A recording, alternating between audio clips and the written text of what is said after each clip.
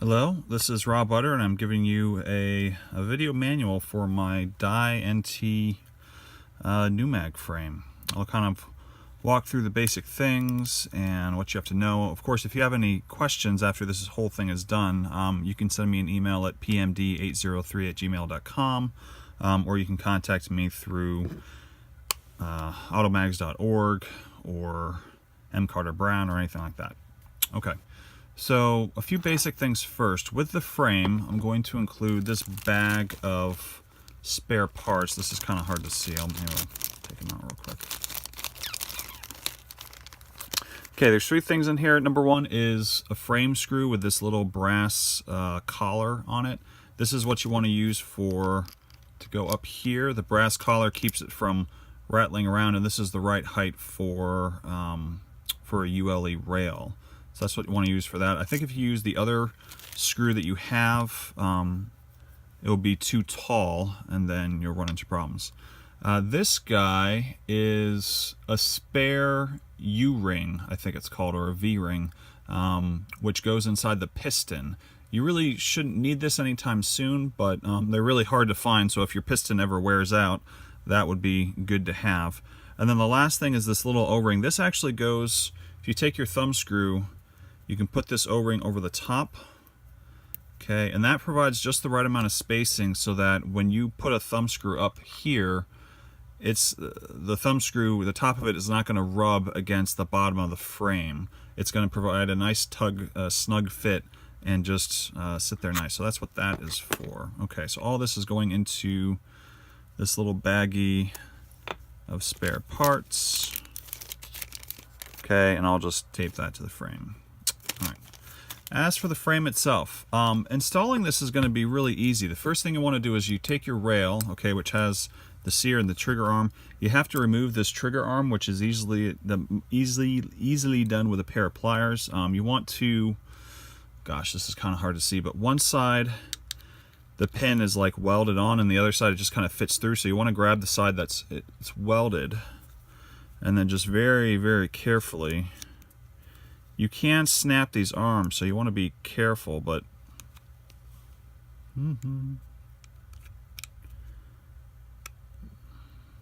it's a lot easier when you're not trying to, there you go. All right. So that just pops off. Obviously, hold on to this. If you ever sell your gun, you want to include it, with the spare parts in case someone wants to switch back to a regular frame. But that's what you're going to do. And then you're just going to, this is going to go into the hole like that. And then you're just going to bolt it on like a regular frame, and it will be fine. Once it's all on, you just screw in your tank, you turn down your air, or you turn on your air, and you'll hear everything click up. The safety is here. It is, when it's pushed in from that side, it's safe, and then when it's pushed in from this side, it's on. I like that because I'm right-handed, and so, when the safety is on and I'm out on the field, I can just really quickly with my right hand hit it, and then the gun is ready to go, okay? Anyway. Other things, that's kind of the basics. If you ever want to take off the grips for some reason, you have to do something inside the frame. The grips are toolless and they're a little bit tricky, but you want to take the bottom and you kind of want to push forward a little bit. Oh, I'm sorry. Push backward a little bit. Okay, and then this back will kind of pop off.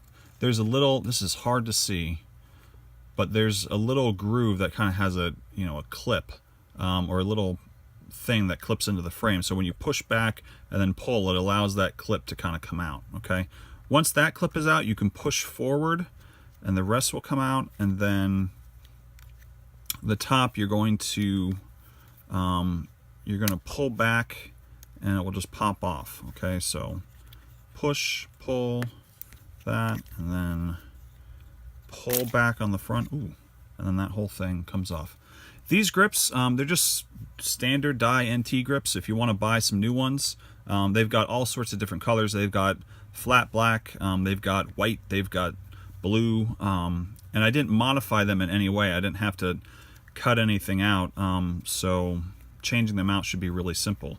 You can also get a little, die sells a little snatch grip that goes onto the end of the NT frame that looks pretty good. The only reason I'm not including one is because I don't have one to spare, and they're like $10. So anyway, inside,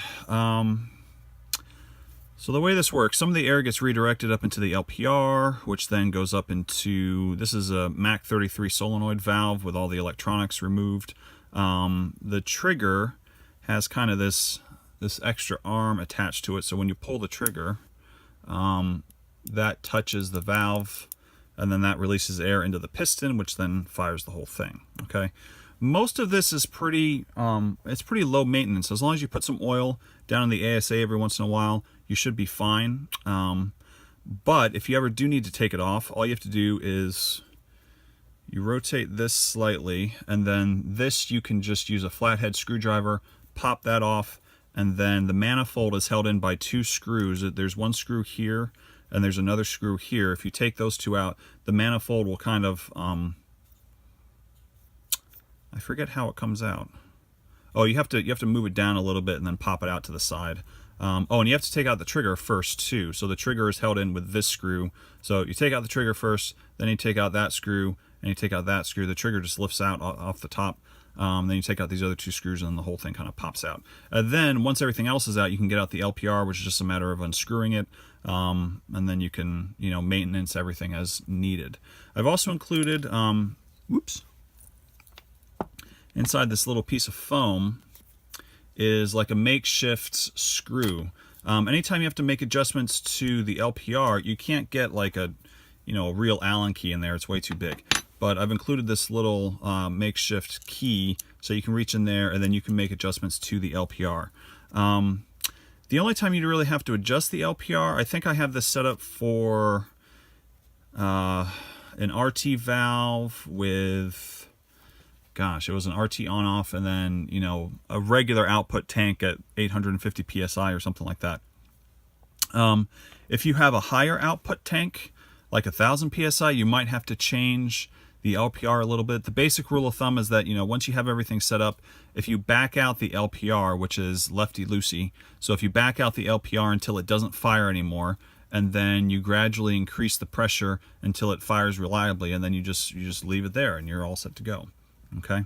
Otherwise, I'm trying to think what else I need to explain to you. Oh,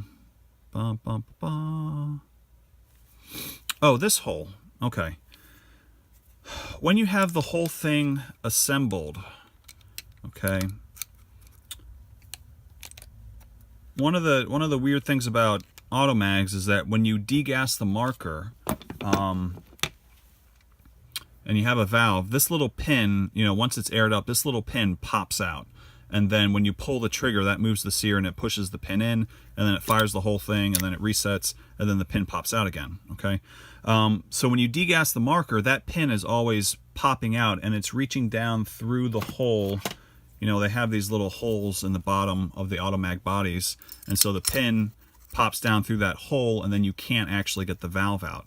Now on a normal automag, you just pull the trigger, and then that will pop in the pin, and then the valve will pop out. But in a pneumag, you can't do that because once the valve is degassed, there's no air going into the piston. So, if you pull the trigger, the piston isn't going to move the sear. Okay, so what you have to do instead is that once this thing is all together, there's this little hole, and when this is all together, and again, this is kind of hard to see, but if you push up on this little hole with an Allen key, you can hit the bottom of the sear, which will push in that pin and then release the valve. Okay, so that's the only thing that's kind of tricky about a pneumag. Everything else is pretty standard, but you just have to remember that when you want to take out the valve and do a field strip on the field, you got to use an Allen key and pop that little thing, or else the valve is only going to come out, half an inch or quarter of an inch or whatever.